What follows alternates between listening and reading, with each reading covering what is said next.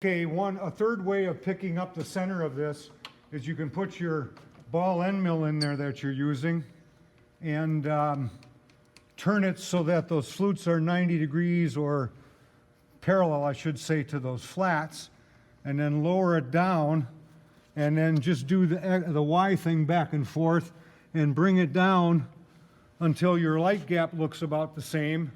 And after you train your eyes, you should be able to eyeball that within a couple of thousandths of an inch. That may be close enough for you for a relief group. So there's the third way of doing it. And again, when you take the first cut, if you're off a little bit, it's a ball end mill, so it's not going to be cutting to diameter until you're down full depth.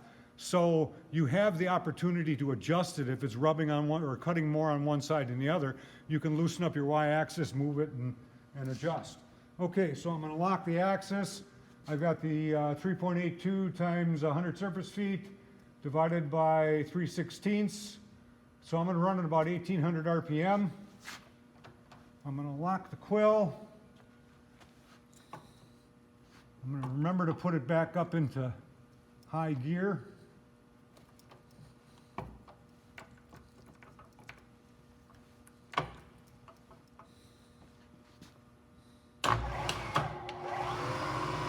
And again, I don't have air in the shop right now, but I should put one of those little air blast nozzles on here with some vegetable oil in it, and it would greatly extend the length of this cutter. Instead, we're just going to use a little cutting oil.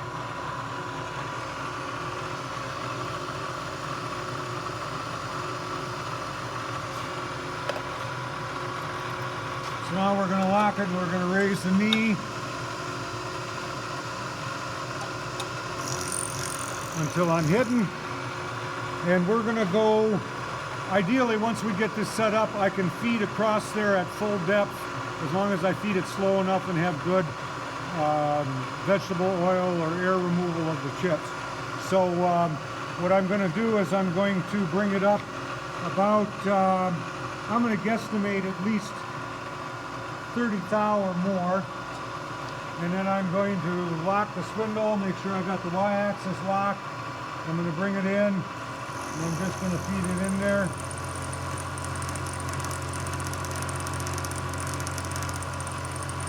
And walk across like this.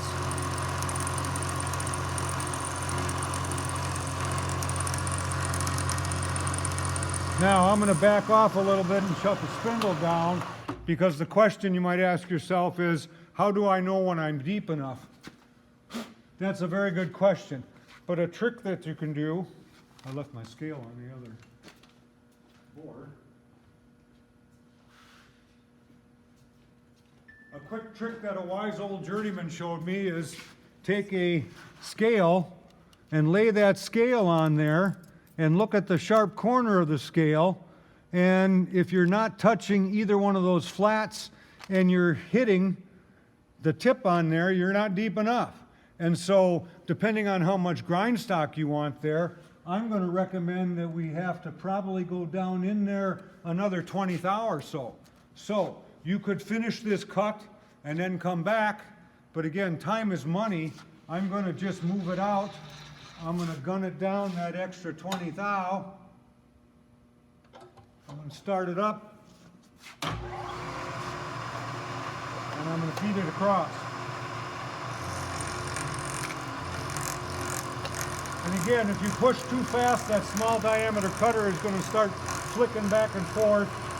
You'll get a crummier surface finish, and you'll probably break or wear out the cutter. So feed it slow and make sure that you've got good chip removal. And again, if you're comfortable with the speed, I want you to try it by hand first, the first time you do it, but after that, you could actually go to a power feed if you wanted to.